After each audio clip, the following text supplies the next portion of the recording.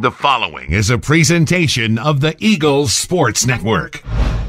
Andrew Rogers for the Eagles Sports Network here with head coach Tom Griffin. He's just been inducted into the TBCA Hall of Fame. That'll be January 20th at the annual clinic. Coach, when you found out the news yesterday you're getting inducted, what was your initial reaction? Well, it's good to see you. First, it's very appreciative and honor to be a part of that group. I've been a part of that clinic as a member and been able to speak there. And it's a great organization, so it's definitely an honor. One of the guys being inducted is Butch Chaffin, who's a personal friend and mentor, so that's always special. But I think it's just, again, it's honoring a couple coaches, but like we all talk about, it's really honoring the people in our lives. It's honoring the coaches we've had, our family, our friends, the players, other coaches that you coach against and learn from. It's administrators. All those people were a part of all of our lives to help us, do what we do for this many years. So that's really what I think it's a celebration of other people in our lives. You've been coaching baseball for quite a while now. When you reflect on your time as a baseball coach, as a teacher, what stands out to you the most? Well, this organization that Pat Swallows and others put together, all these coaches are teachers in a classroom and then on the field. We get to use baseball as a vehicle. And the reason I got into this thing were because of the coaches I had in high school and growing up, that I wanted to be a part of this as well.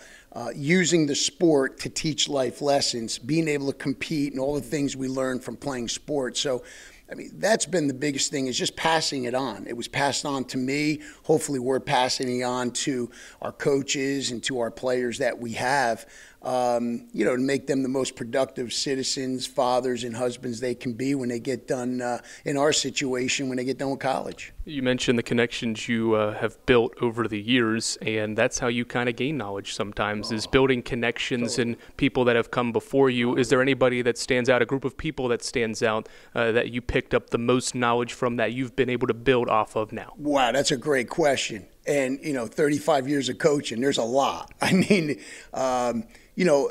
Anytime I've been working at a camp, anytime I've gone to a baseball game sitting around with other coaches, anytime I've been to the convention, the ABCA or any state convention or clinic, anytime I'm picking up the phone just talking to someone, man, I'm constantly trying to ask questions and figure out what can we do, what can I do to be better in the X's and O's and fundamentals, what could I do better in the relationships with players. That's a constant. That has never changed. I think that's something I learned very early on in my life through my parents, of listen more than you talk. And everyone can give you information you can use. It doesn't matter who it is. And I think when we think of coaches, it's across all levels. It's high school through professional level. I've been fortunate to be in a lot of different places.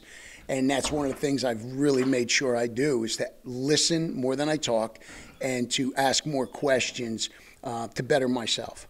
When you head to the clinic in January, you're going to be inducted there. What's that ceremony? What's that process going to be like? Obviously not going to be the same because you're going to be inducted, so it won't be your typical going to clinic day, but what will that be like? I think, again, a celebration of the people in my life and the other coaches that are going in. It's celebrating those people, which I think is so important. Anytime we can thank those who've had an impact on our life, I think sometimes we forget to do that because we get into this this wheel of life and it keeps going, and you forget about sending a text or making a phone call and telling someone that they had an impact in your life. And I'm becoming more intentional about that because, where we are in our life, I think you reflect a lot and you want to be appreciative of those people who've invested something into you, whether it's been a year, 5 years, 10 years, or whether it's been one day.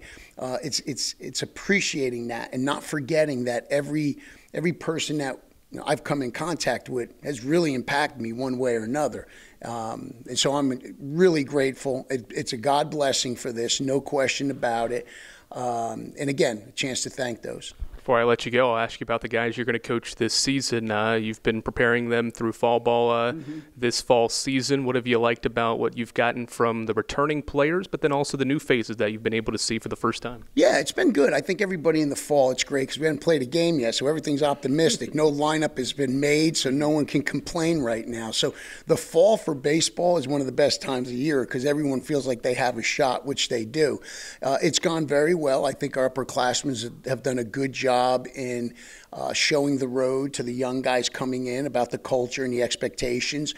We've dealt with some injuries of some guys that haven't been able to get out there as much as we would like to see them. We still have some time left in the fall, but overall it's been very productive. We have a veteran group coming back and think we've added some good pieces. Coach Sofield, Coach Tingle, I think did a tremendous job in the recruiting aspect of things and have provided us with some good depth right now. Coach, congratulations. You're a Tennessee Baseball Coaches Association Hall of Famer. Yeah, appreciate you. Thank you, brother. That's head coach Tom Griffin. I'm Andrew Rogers for the Eagles Sports Network.